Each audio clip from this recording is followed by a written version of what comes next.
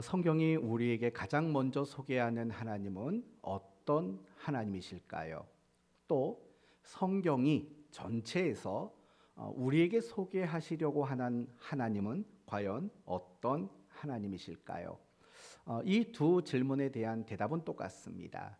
우리를 위해 일하시는 하나님. 이것이 성경이 가장 먼저 소개하는 하나님의 모습입니다. 창세기 1장 1절 태초에 하나님이 천지를 창조하시니라. 결국 이 1장 1절을 보면 하나님은 일하시는 분이시라고 분명히 말하고 있습니다. 그래서 유진 피터슨이라는 사람이 이 창세기에 관련돼서 뭐라고 말했냐면 이렇게 말했습니다. 창세기는 일하시는 하나님께 초점을 두고 있다라고 그렇게 소개를 합니다. 맞는 말입니다. 창세기 1장 1절이 태초에 하나님이 천지를 창조하시니라로 시작됐다면 창세기 50장에는 요셉의 신앙 고백이 이렇게 나옵니다. 당신들은 나를 해하려 하였으나 하나님은 이 모든 것을 합력하여 선을 이루셨습니다. 결국 하나님은 일하셨습니다라고도 그렇게 창세기를 마무리하고 있다는 거예요. 세상을 창조하시고 운행하시고 섭리하시는 일을 하시는 거예요. 특별히 하나님은 일하십니다. 누구를 위해 일하시냐면 자기에게 속한 사람들을 위해서 하나님은 일하시는 분이십니다. 그래서 마태복음 6장에 이런 말씀이 나오죠. 공중에 새를 기르시고 들의 백합화를 자라게 하시는 하나님을 보라 라는 말이 나와요. 왜 그런 말을 할까요? 하나님은 우리의 아버지이기 이전에 하나님은 세상을 창조하시고 주장하시고 보호하시고 인도하는 분이라는 거예요. 더 정확히 말한다면 하나님은 내가 몸담고 있는 그곳, 더 나아가서 나에게 영향을 끼치는 모든 것들을 의롭게 통치하시는 하나님, 우리를 위해서 끊임없이 일하시는 하나님이라는 거예요. 그래서 마태복음 6장의 중요한 결론이 뭡니까? 아무것도 염려하지 말라는 거예요. 무엇을 먹을까? 무엇을 마실까? 아무것도 염려하지 말아라. 이렇게 말하는 거죠. 왜 우리가 염려하지 않을 수 있습니까? 하나님이 우리를 위하시고 우리를 위해 일하시는 하나님이시기 때문이라는 거예요. 오늘 본문 역시 하나님께서 자기 백성 이스라엘을 위해서 일하시는 분이라고 소개하고 있습니다. 이 점을 확인하시고 그리고 그 확인된 말씀이 여러분에게 소망이 되고 더 나아가서 나를 위해 일하시는 그 하나님을 믿는 자에게 합당한 삶을 다짐하게 되는 시간이 되었으면 좋겠습니다. 그렇습니다. 오늘 본문은 하나님이 이스라엘을 구원하기 위해서 미디안 광야에 있었던 모세를 부르시는 장면으로 시작됩니다. 그리고 36절 말씀을 보시면 이 사람이 백성을 인도하여 나오게 하고 애굽과 홍해와 광야에서 40년간 기사와 표적을 행하였느니라. 이스라엘을 구원하시고 광야 40년을 모세를 통해서 이끌도록 하셨다라고 이야기하고 있습니다. 우리가 이 본문을 통해서 가장 주목해 봐야 할 것은 그런 겁니다. 하나님이 일하시는 분이시라는 것. 더 정확히 말한다면 하나님은 나를 위해서 일하시는 분이라는 사실을 생각할 줄 알아야 합니다. 하나님은 이스라엘 백성들을 애굽에서 해방시키셨습니다. 그것을 위해서 모세를 부르셨고 애굽 땅에 10가지 재앙을 내리셨고 홍해 바다를 가르셨고 그리고 광야 40년 동안 만나와 만나를 주시고 또 한 달여간 메추라기를 주시고 물을 주시고 불과 구름 기둥으로 자기 백성을 인도하여 주셨습니다. 그들의 의복과 그들의 신발을 낡지 않도록 만들어 주셨습니다. 이 모든 것들은 애굽에서 나온 이스라엘 백성들을 위해서 하나님이 일하신 내용들인 겁니다. 그런데 중요한 것은 하나님이 출애굽과 광야 40년만 그들을 위해서 일하신 건 아니라는 겁니다. 그들이 가나안 땅에 들어가는 모든 과정 속에서도 하나님은 그들을 위해 일하셨습니다. 뿐만 아니라 그들이 가나안 땅에 정착한 이후에도 여전히 하나님은 그들을 위해서 일하셨습니다. 심지어 이스라엘 백성들이 범죄하여서 아수르와 바벨론에게 멸망당한 그 순간까지도 하나님은 그들을 위해 일하셨습니다. 더 나아가서 그들이 바벨론 포로로 끌려간 그 자리에서도 하나님은 자기 백성을 위해서 일하시는 하나님이셨습니다. 이처럼 하나님은 이스라엘 백성들을 위해서 정말 중단하지 않고 쉼 없이 끊임없이 하나님은 일하셨다라는 것을 우리는 알고 있습니다. 우리도 마찬가지라는 거예요. 하나님이 이스라엘 백성들을 위해서 쉼 없이 일하셨다. 그것은 하나의 샘플인 거예요. 뭐냐면 하나님이 자기 이름을 위해 부른 모든 자들에게 그와 같이 하시겠다라는 하나의 샘플과 모범으로 우리에게 제시되고 있다라는 거예요. 하나님은 우리를 위해서도 쉼 없이 일하시는 하나님이시라는 거예요. 그래서 성경을 보면은요, 하나님이 우리를 위해서 얼마나 대단한 열심을 가지고 일하시는가를 소개하고 있어요. 이사야서 9장에서도 열왕기상 19장에서도 이런 말이 나와요. 만군의 여호와의 열심히 이를 이루시리라 라는 말이 나와요. 또 빌립보서 1장에도 너희 안에서 착한 일을 시작하신 이가 그리스도 예수의 날까지 이루실 줄을 우리는 확신하노라 라고 말을 해요. 그리고 요한복음 5장에서도 내 아버지께서 일하시는 것 같이 나도 일하노라 라고 예수님이 말씀하셨어요. 이 모든 것들은 하나님이 우리를 위해서 일하시는 분이시다라는 것을 소개하고 있는 거예요. 그런데 여러분, 하나님이 우리를 위해 일하시는 분이라는 것을 가장 정확히 보여주는 본문이 있어요. 그게 무엇인지 아세요? 바로 십계명이에요. 십계명 중에서 네 번째 계명이 하나님이 우리를 위해서 쉼 없이 일하시는 분이라는 것을 가장 잘 보여주는 본문이에요. 그러면 네 번째 계명은 뭘까요? 안식일을 기억하여 거룩하게 지키라. 이 계명이 사실은 하나님이 우리를 위해서 얼마나 쉼없이 일하시는가, 이것을 가장 잘 보여주는 내용이라는 거예요. 여러분, 하나님은 안식일을 기억하여 거룩하게 지키래요. 그러면서 부연적으로 하시는 말씀들이 뭐냐면 안식일에는 뭘 하지 말라고 말하죠? 아무 일도 하지 말아라. 이렇게 부연적으로 요구하고 계셔요. 그렇다면 여러분, 왜 안식일에 일하지 말라고 말씀하셨을까요? 그리고 더 나아가서 가나안 땅이라는 이제 농경 문화의 삶을 살아야 하는 이스라엘 백성들에게 안식일에 일을 하지 않는 것은 과연 쉬운 일이었을까도 한번 생각해 보셔야 돼요. 여러분, 농사 짓는 사람이 하루를 쉰다. 그게 굉장히 어려운 일이라는 걸 여러분 아실 겁니다. 그리고 만약에 쉬더라도 내가 쉬고 싶은 날 또는 내가 쉴 수 있는 날에 쉰다면 상관없습니다. 그런데 하나님은 반드시 일을 하지 말고 쉬어야 하는 그 날을 정해 놓으셨어요. 그 날이 언제라고요? 바로 안식일이라는 날인 거예요. 그 날은 무슨 일이 있어도 일을 하지 말라고 말해요. 그날 비가 많이 내려서 작물들이 피해를 보는 상황에서도 일을 하면 안 돼요. 그날 아무리 바람이 많이 불어도 자신들이 농사 짓는 그것을 돌아봐서는 안 돼요. 그럼 여러분 상식적으로 생각해 보세요. 그런 농경 문화 속에서 안식일을 지키라는 것이 과연 쉬운 일이라고 여러분 생각하십니까? 하루를 쉬는 거, 그것조차도 결코 쉬운 일이 될 수는 없을 거예요. 그런데 여러분, 이스라엘 백성들이 지켜야 하는 쉼의 날은 안식일만 있었던 건 아닙니다. 이 안식일의 개념이 확대된 또 하나의 계명이 있죠. 그게 뭡니까? 안식연의 개념인 거예요. 이 안식년은 6년 동안 일하고 제 7년째 되는 그 해 자체는 농사를 짓지 말라는 거예요. 여러분, 농경 문화 속에서 농사를 짓고 먹고 사는 사람들 입장에서 1년을 농사 짓지 않는 것은 과연 쉬울까요? 그것도 쉬운 일은 아닐 거예요. 그런데 또 있어요. 이 안식년만 있는 게 아니라 이번에는 안식년이 겹쳐져 가지고 또 무슨 년이 있죠? 무슨 년이요? 근데 아무튼 무슨 년이 있죠? 희년이라는 게 있어요. 이 희년은요, 50년째 되는 해는 또 일을 하지 말아야 돼요. 그럼 여러분 7년 단위로 계산해 봐요.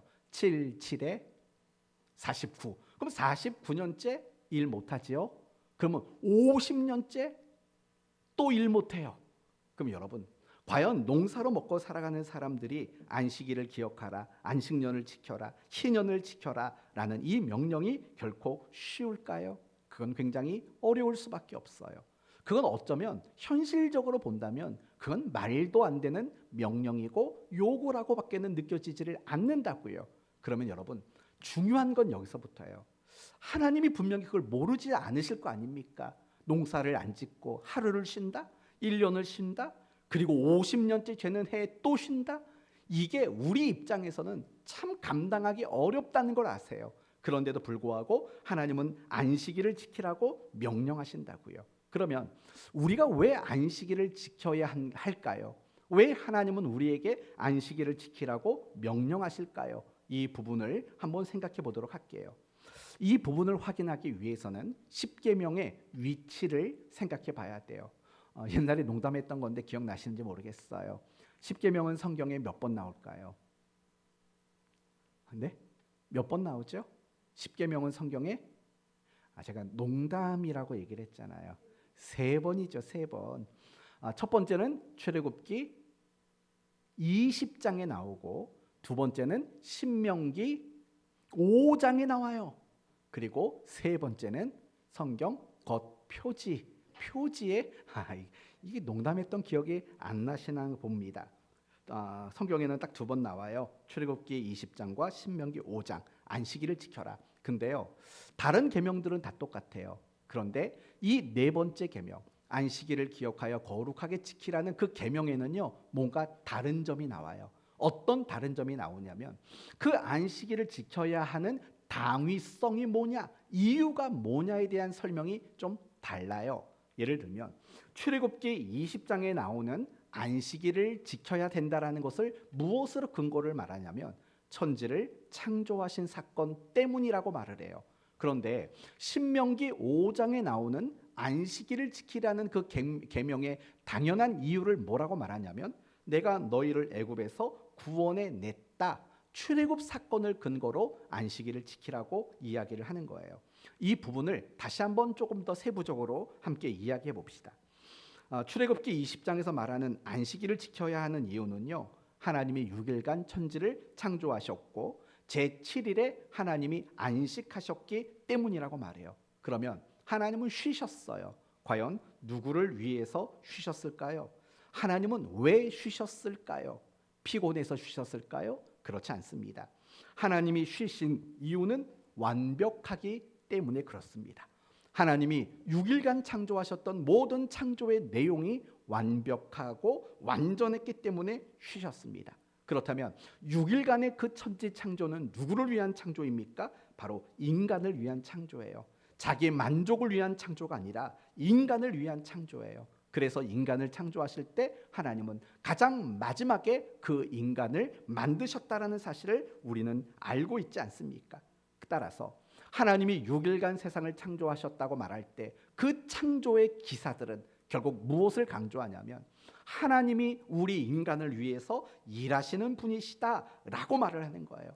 더 나아가서 하나님이 제7에 쉬셨다라는 뜻은 무슨 뜻이냐면 하나님이 우리를 위해 일하시는 것에는 결코 부족함이 없으시다라는 뜻이 바로 출애굽기 20장에 말하는 안식일의 개념이에요. 그러면 신명기 5장에서 말하는 안식일의 이유는 바로 출애굽 사건과 연관된다고 말씀을 드렸어요.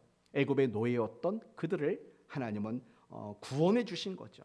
10가지 재앙을 내리시고 홍해 바다를 가르시고 그들을 구원하신 거죠. 광야에서 그들에게 먹을 것과 마실 것, 그들을 지키고 보호하는 모든 것들을 하나님이 갖추어 주셨죠. 결국 그것은 무엇입니까? 하나님이 자기 백성을 위해서 하나님은 일하셨다라는 거예요. 따라서 출애굽기 20장, 신명기 5장에서 말하는 안식일을 지켜야 하는 이유는 다 똑같은 거예요. 창조 사건이든 출애굽 사건이든 그 의미는 같아요. 어떤 의미일까요? 하나님은 일하신다라는 거예요. 더 정확히 말한다면 하나님은 자기가 택한 자들, 자기에게 속한 자들, 하나님 편에 선 자들, 그들을 위해서 하나님은 일하시는 분이시다라는 거예요. 그것을 믿을 때 나타나는 모습이 안식일을 기억하여 거룩하게 지키는 모습이라는 거예요. 다시 말한다면 하나님이 우리에게 안식일을 지키라고 명령하신 것은 우리에게 이렇게 말하는 거예요. 우리를 위해서 하나님이 일하시겠다라는 약속인 거예요. 그리고 우리가 안식일을 지킨다라는 것은 하나님이 나를 위해 일하시는 분이라는 것을 믿는다라는 신앙의 고백이 되는 거예요. 다시 한번 정리해 봅시다. 고대 농경 사회에서 안식일을 지키는 것은 결코 쉬운 일이 아닙니다. 그럼에도 불구하고 하나님이 안식일을 지키라고 명령하신 것은 하나님이 우리를 위해서 일하시는 분이라는 것을 강조하기 위함이라는 거예요. 그리고 그렇게 일하시는 하나님을 믿고 맡기라는 의미가 결국은 이 안식일을 지키라는 계명이 우리에게 주는 가장 중요한 핵심이라고 말할 수 있는 거예요. 이렇듯이요, 하나님은 우리를 위해서 정말 끊임없이 그리고 쉼 없이 일하시는 하나님이시라는 거예요. 더 정확히 말한다면 여러분 한 사람 한 사람을 위해서 여러분의 인생 속에서 하나님은 일하시는 분이세요. 하나님은 여러분의 가정 안에서도 일하시는 분이세요. 하나님은 여러분의 일터와 여러분의 사업장 안에서도 일하시는 분이세요. 하나님은 여러분의 자녀들을 위해서도 일하시는 분이시고, 하나님은 여러분의 기도하는 그 기도의 내용 속에서도 하나님은 일하시는 분이시는 거예요. 왜냐하면 하나님은 여러분을 사랑하시기 때문에 그래요. 하나님은 우리를 위해 일하세요. 하나님은 우리 사랑하는 교회를 위해서도 일하세요. 하나님은 이 대한민국이라는 나라를 위해서도 일하시는 하나님이라는 거예요. 그렇다면 우리가 염려할 것이 있을까요? 낙심하고 절망할 일이 있을까요? 결코 우리에게는 그럴 이유가 전혀 없는 거예요. 저는 여러분 모두가 이런 믿음, 이런 확신을 가졌으면 좋겠어요. 지금 내 형편이 어떻고 내 처지가 어떻고 내 상황이 어떨지라도 나를 사랑하시는 그 하나님께서 정말 나를 위해서 쉼 없이 정말 끊임없이 지금 일하고 계신다라는 이 믿음의 분명한 확신, 소망, 이런 것들을 가지는 여러분 모두가 되시기를 바랍니다. 이제 중요한 이야기를 더 해봅시다. 우리가 여러분과 함께 첫 번째 나눈 이야기는 어려운 내용은 아니에요. 하나님은 일하시는 분이시다. 특별히 하나님은 나를 위해서 일하시는 분이시다. 여기까지 왔어요. 그런데 여러분에게 만약에 제가 이렇게 되묻는다면 뭐라고 대답하시겠어요? 그걸 느끼세요? 솔직합시다. 하나님이 나를 위하시고 일하시는 거, 그걸 느끼세요? 그걸 그런 식으로 하면 저만 이상한 사람 되잖아요. 저는 못 느낄 때도 많거든요. 저는 그것을 깨닫지 못할 때도 많고 하나님이 나를 위해서 일하시는 것을 발견하지 못할 때도 사실은 많아요. 왜 그렇게 말하냐면요, 이런 것들이라고 말할 수 있어요. 내가 나를 위해 일하시는 하나님을 느끼고 그걸 깨닫고 발견하지 못하기 때문에 나타나는 증명들이 있어요. 그게 뭐냐면요, 다 염려와 낙심과 절망인 거예요. 여러분, 이걸 뒤집어 놓고 생각해 봐요. 하나님이 나를 위해서 일하시는 분이시다. 내가 그걸 매 순간 느껴요. 내가 매 순간 하나님이 일하는 걸 보고 발견하게 돼요. 그러면 그런 사람이 낙심, 염려, 절망, 이런 것들이 우리의 마음을 차지할 수 있을까요? 이건 그렇지 않은 거잖아요. 그런데 자꾸 내 삶에 염려가 생기고 자꾸 내 삶에 낙심과 절망이라는 것들이 생겨난다는 것은 결국 뭐냐면요, 때로는 내가 나를 위해 일하시는 하나님을 못 느끼기 때문에 그래요. 그러니까 저는 여러분이 항상 못 느낀다고 말하는 게 아니고요, 항상 하나님의 일하심을 보지를 못한다는 뜻이 아닌 거예요. 왜요? 그렇지 않겠어요? 여러분은 종종 하나님이 나를 위해 일하는 걸 정말 확신 있게 느낄 때가 있을 거예요. 그걸 경험할 때도 분명히 있고요, 때로는 그런 하나님을 볼 때도 분명히 있을 거라고요. 근데 그게 항상은 아니라는 거예요. 그렇지 못할 때도 분명히 있는 거예요. 그럴 때 나타나는 증상이 뭐라고요? 염려와 낙심과 절망이라는 것들이 나타나게 되는 거예요. 여러분의 마음에 염려와 낙심과 절망이라는 것들이 보여지게 된다면요, 그건 나를 위해서 일하시는 그 하나님을 느끼지 못하고 있는 순간인 거예요. 나를 위해서 일하시는 그 하나님을 내가 도무지 찾지를 못하고 발견하지 못하고 있는 그런 순간일 때가 맞다라는 거예요. 그렇기 때문에 우리는 이 부분을 반드시 고민하고 정리해야 될 필요가 있는 거예요. 분명히 성경의 약속은 하나님이 나를 위해서 쉼없이 일하신다가 성경의 약속이에요. 그리고 성경에 기록됐던 많은 사람들의 이야기, 또 이스라엘 나라의 이야기를 보면 하나님이 정말 그들 안에서 일하셨던 게 맞아요. 그러나 막상 내 삶 속에서는 때로는 하나님의 일하심이 느껴지고 보여지지만, 또 많은 경우에는 도대체 하나님이 나를 위해 일하시는가 안 느껴지고 안 보이고 발견되지 않는 순간들도 분명히 있다라는 거예요. 그러면 왜 그럴 수밖에 없는가라는 부분을 우리가 생각해 보자고요. 저는 여러분에게 두 가지로 설명을 드리려고 그래요. 분명히 일하신다고 약속했는데 내가 안 느껴지고 내가 그런 하나님을 못 보는 이유가 과연 뭘까? 두 가지로 말씀을 드릴게요. 첫 번째는요, 믿음의 눈이 없기 때문에 그래요. 믿음의 안목이 없기 때문에 그렇다라는 거예요. 여러분, 하나님은 영이셔요. 그분의 존재 방식은 영으로 존재하세요. 그래서요, 그분을 바라볼 수 있는 유일한 시선은 믿음이라는 시선 말고는 없어요. 믿음이라는 관점, 믿음이라는 안목이 아니고는 그 하나님의 일하심을 발견할 수 있는, 볼 수 있는 다른 방법은 없어요. 그것이 부족하기 때문에 그래요. 가장 대표적인 예를 든다면 이런 거겠죠. 엘리사가 그 종 게하시와 도단성에 있었을 때 아람 군대가 그 성을 둘러쌌지 않습니까? 둘러쌌어요. 그런데 그 둘러싼 모습을 봤을 때 엘리사는 하나도 두렵지를 않았어요. 그러나 그의 종 게하시는 너무나도 두려웠던 거예요. 뭐의 차이일까요? 보여지는 것 차이예요. 정말 똑똑하세요. 엘리사는요, 정말 게하시가 보지 못한 것까지 봤어요. 아람 군대를 또 에워싸고 있는 천군 천사를 봤어요. 그러나 게하시는 그걸 보지를 못했던 거예요. 정말 하나님이 나를 위해 일하시는 것을 엘리사는 봤지만 게하시는 보지 못했던 거예요. 그러자 엘리사가 기도해서 그 눈을 열어달라고 했을 때 비로소 자신들을 위해 일하시는 하나님을 게하시는 발견하게 되는 거예요. 우리도 마찬가지인 것 같아요. 하나님이 약속을 안 지키는 게 아니에요. 나를 위해 일하신다라는 그 약속 안 지키는 게 아니라 단지 내가 그 일하시는 하나님을 믿음의 눈으로 바라보지를 못하는 거예요. 저는 여러분 모두에게 하나님이 은혜를 주셨으면 좋겠어요. 어떤 은혜를 주시냐면 여러분의 삶 속에서 섬세하게 일하시는, 여러분의 삶 속에서 열정적으로 일하시는 그 하나님을 볼 수 있는 믿음의 눈이 은혜로 선물로 여러분에게 주어졌으면 좋겠어요. 눈을 좀 크게 뜨세요. 그리고 여러분의 삶 속에서 일하시는 그 하나님을 볼 수 있기를 바라요. 그러면 더 이상 우리는 염려할 것이 없고 낙심과 절망할 일이 없다라는 것을 비로소 깨닫는 그런 그리스도인이 되는 거예요.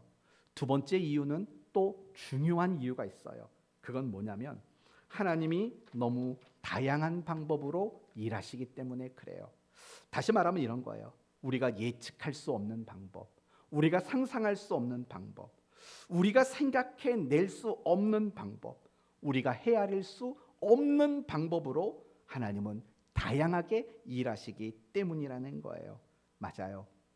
하나님은 굉장히 다양한 방법으로 일하시는 분이세요. 한 대여섯 가지를 여러분에게 쭉 설명해 볼게요. 하나님은 혼자 일하기도 하셔요. 그러나 하나님은 함께 일하기도 하세요. 예를 들면 창세기 1장에 나오는 천지를 창조하시는 그 사건들을 보세요. 하나님이 누구랑 일했어요? 자기 혼자 했어요. 혼자 일을 하셨어요. 그러나 그걸 창조해 놓고 나서 모든 땅을 다스리고 관리하도록 만드셨을 때는 아담, 인간과 더불어서 하나님은 그 일을 하셨다라는 거예요. 이처럼 하나님은 혼자도 일하지만 또 누군가와 같이 일하기도 하세요. 또 두 번째는 하나님은 어떤 일도 빠르게 일하세요. 그러나 반대로 너무 느려 터지게 일하실 때도 있어요.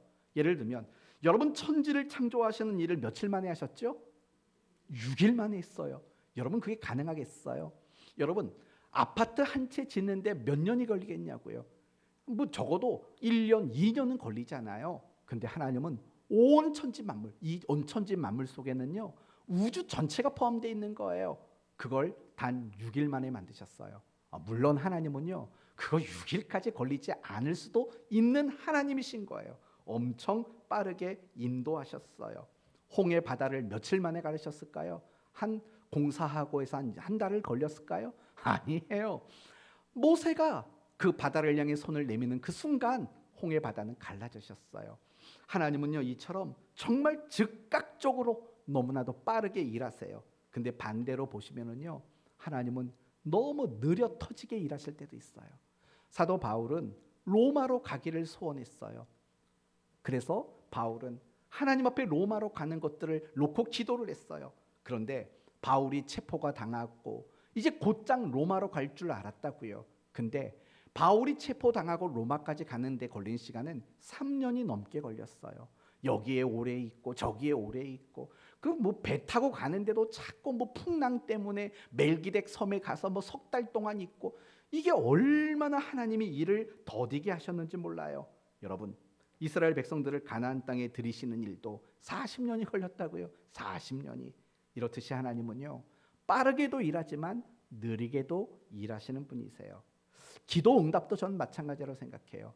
다니엘서 9장을 보면은요, 다니엘이 기도했을 때요, 하나님은 정말 다니엘이 기도를 시작하자마자 가브리엘 천사를 통해서 응답부터 갖다 주셨어요.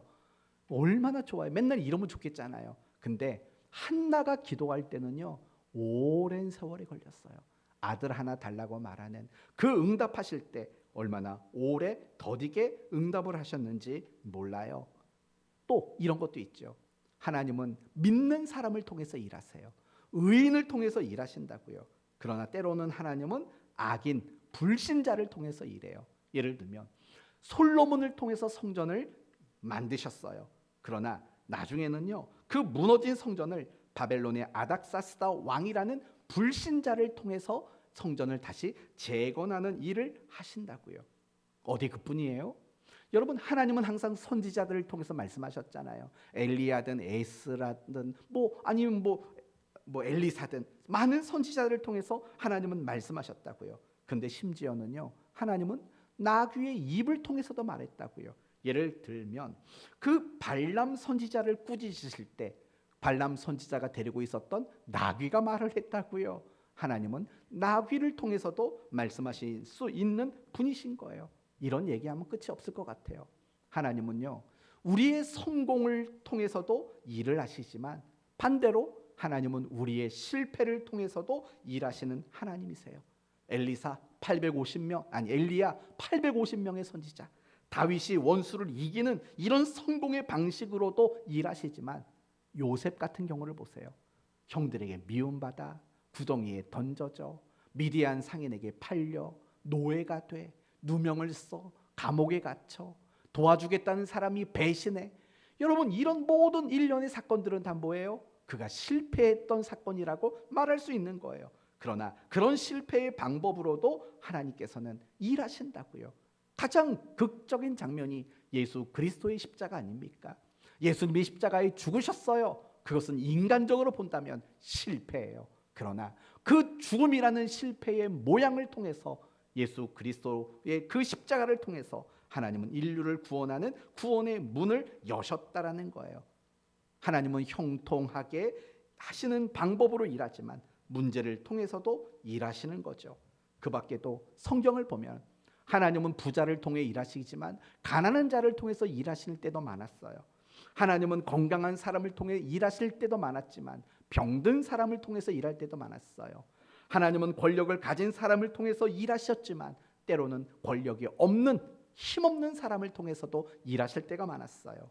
하나님은 모든 사람에게 자신을 드러내는 방법으로 일하시기도 하셨지만 때로는 모든 사람들 앞에 자신을 감추는 방법으로, 은밀한 방법으로도 하나님은 일하셨어요.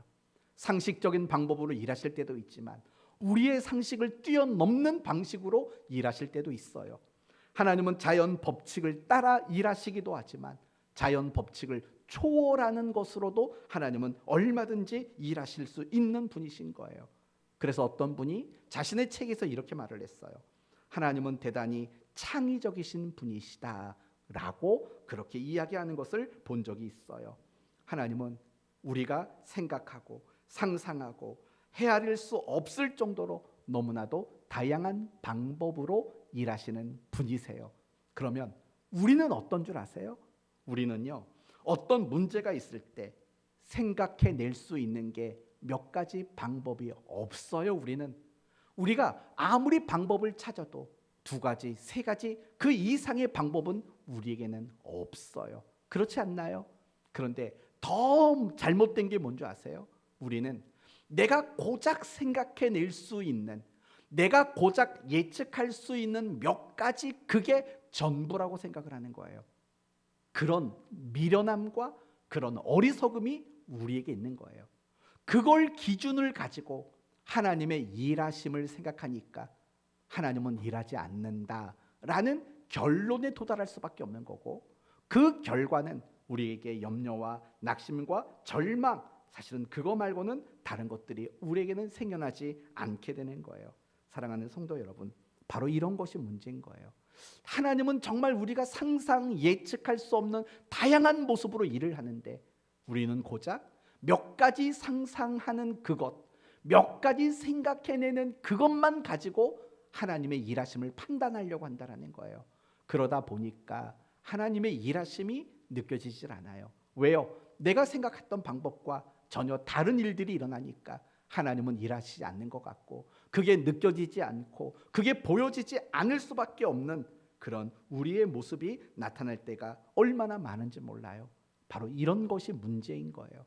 만약에 여러분이요, 하나님이 나를 위해서 일하는 게 느껴지지 않는다면, 그게 보여지지 않는다면 1차적으로는 여러분에게 믿음의 안목이 부족하기 때문인 거고, 그 다음은 여러분이 자기 자신을 기준으로 생각하기 때문에 그래요. 내가 생각하는 거, 내가 예측하는 거, 내가 방법이고 답이라고 생각하는 거, 거기에만 여러분이 몰두하고 고집을 부리고 있기 때문에 그래요. 그래서 내가 생각하고 내가 예측하고 내가 답이라고 생각하는 그 밖의 일들이 일어나면 하나님이 일하지 않으시네 라고 여러분은 절망스러운 생각에 사로잡힐 수밖에 없다라는 거예요. 그러므로 여러분, 저는 여러분 모두가 이 부분을 뛰어넘을 수 있었으면 좋겠어요.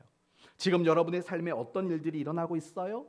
실패, 문제, 고난, 억울, 답답함, 마음 상함, 막막함, 어쩌면 그것도 여러분을 향해서 하나님이 일하고 계시는 하나의 표징일 수도 있다라는 거예요.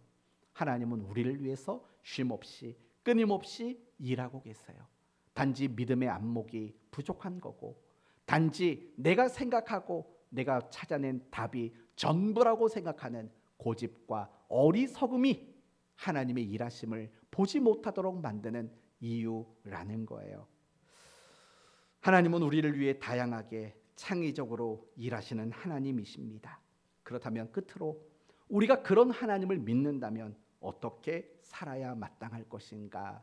또 두 가지로 간단히 말씀을 드릴게요. 첫째는 하나님을 제한하지 마셔야 됩니다. 전 이 부분이 너무 중요하다고 생각해요. 왜 그러냐면, 우리는 믿음을 가졌고 신앙을 가졌다라고 말하지만 하나님을 제한해 두고 하나님을 내 생각의 틀에 가두어 두는 순간들이 너무나도 많기 때문에 그래요. 예를 들면 열왕기하 6장을 보시면 이스라엘 사람들이 살던 사마리아 성이 아람 군대에 의해 포위당하게 돼요. 그 결과 어떻게 되냐면, 이 사마리아 성 안에 있었던 모든 양식이 바닥이 나요. 아주 심각한 기아 상태가 돼요. 그래서 먹지 않았던 나귀의 머리도 먹어요. 먹지 않았던 비둘기 똥까지 비싼 가격에 팔려요. 진짜 똥을 팔았다는 게 아니고 그거는 작은 어떤 열매를 말하는 거예요. 쳐다보지도 않았던 열매, 사람이 웬만하면 먹지도 않았던 거, 근데 그것까지도 비싸게 팔리는 신세가 됐다라는 거예요. 심지어는요, 모까지 잡아먹었죠. 자기 자식까지 잡아먹는 일들이 사마리아 성 안에 일어나게 돼요.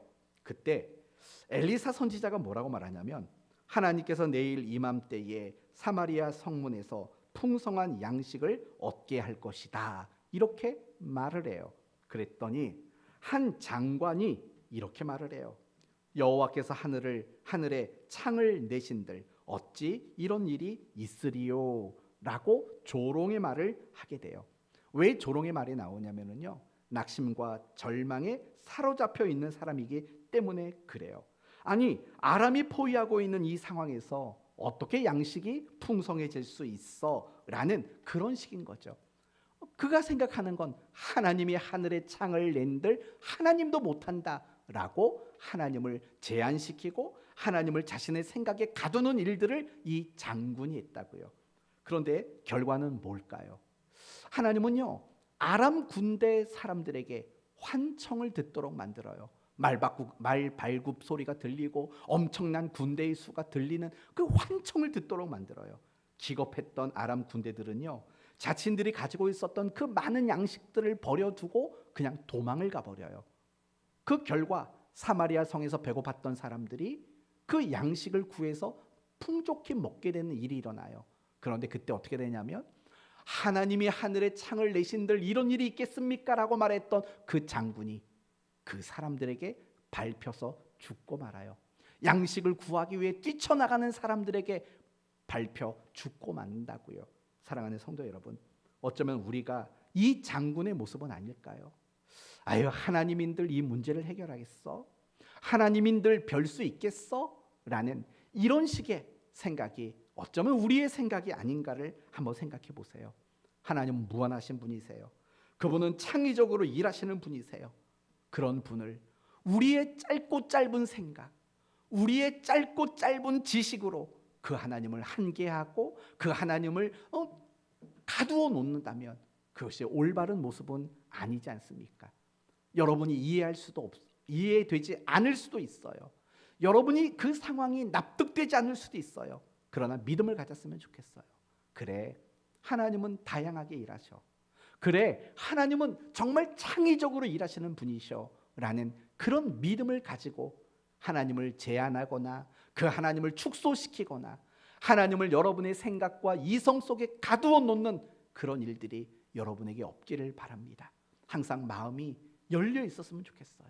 그래, 하나님은 다양하게 일하시지, 단지 내가 이해가 안 되는 것뿐이지 라고 생각할 수 있는 여러분이 되셨으면 합니다.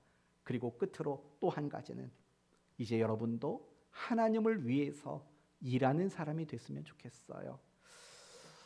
오늘 본문의 모세를 보시면은요, 하나님은 모세를 동역자로 삼고 또 하나님을 위해 일하는 자로 그렇게 삼았다는 것을 우리는 보게 돼요. 제가 참 좋아하는 예화가 몇 개가 있어요. 그 중에 하나가 리차드 포스트 목사님의 예화예요. 이분이 어느 날 꿈을 꿨대요. 그런데 하나님이 나타나셔서 그렇게 말했대요.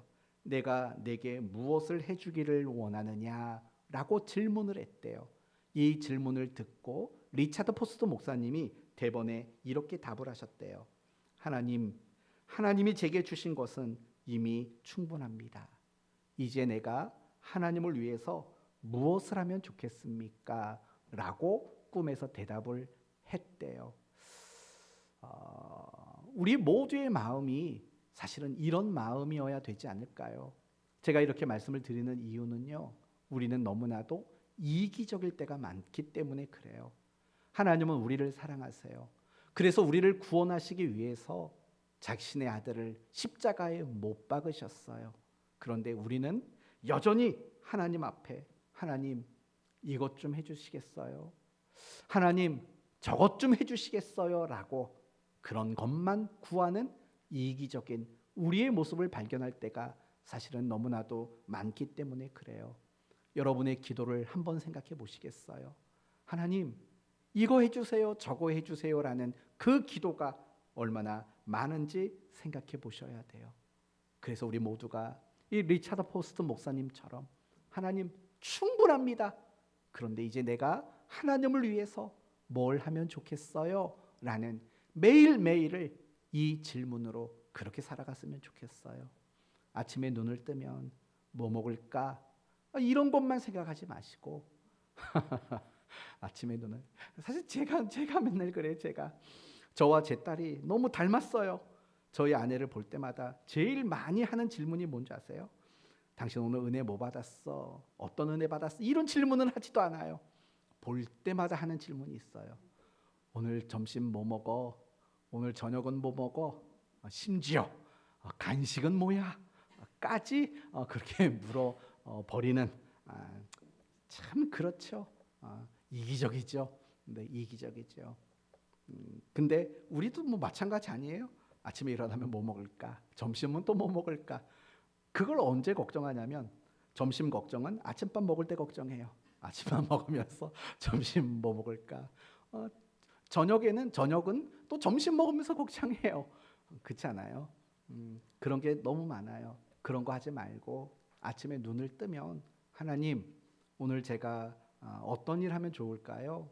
내가 하나님을 위해서 오늘 뭐 할까요? 한번 이런 궁금증을 가지고 여러분이 침대에서 일어났으면 좋겠어요. 그러다 보면은요, 분명히 하나님이 여러분에게 뭔가 말씀하지 않으시겠어요? 그리고 하나님이 분명히 그런 여러분을 쓰시지 않으시겠어요? 저는 분명히 그렇게 하시리라 저는 생각을 해요. 그러므로 성도 여러분, 이제는 더 이상 욕심 부리지 맙시다. 이제는요, 하나님한테 뭘 자꾸 해달라고 떼쓰지 않으셔도 된다는 거 좀 잊지 않으셨으면 좋겠어요. 너희가 뭘 마실까 무엇을 입을까 염려하지 마. 공중에 나는 새도 내가 먹여, 들에 핀 백합화도 내가 입혀. 왜 그런 걸 자꾸 걱정하고 염려해? 마태복음 6장이 늘 그런 말을 하고 있는 거잖아요.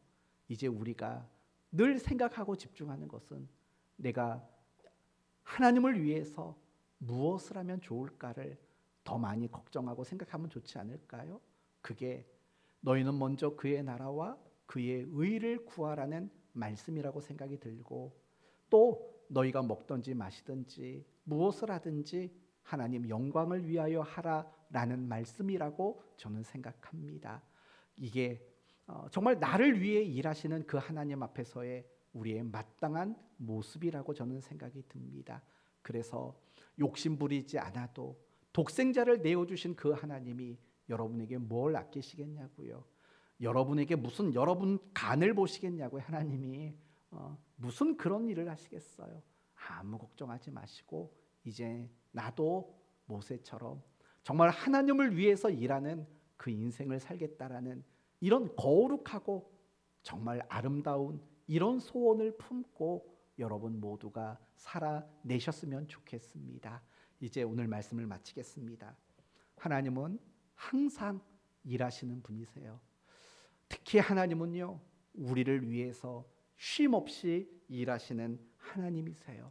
단지 믿음의 안목이 부족하고 하나님이 워낙 다양하게 창의적으로 일하셔서 우리의 짧은 안목과 지혜와 이해력으로는 도무지 그분을 볼 수 없기 때문이라는 것을 다시 한번 생각하시고, 이제는 믿음이라는 방법으로, 맞아, 하나님은 나를 위해서 일하시는 분이셔 라는 믿음과 확신을 가지고 이제는 그 하나님을 제한, 축소시키지 말고, 그리고 내가 이제는 그 하나님을 위해서 일하는 인생을 살아가겠다라고 그렇게 다짐하는 여러분 되시기를 바라요.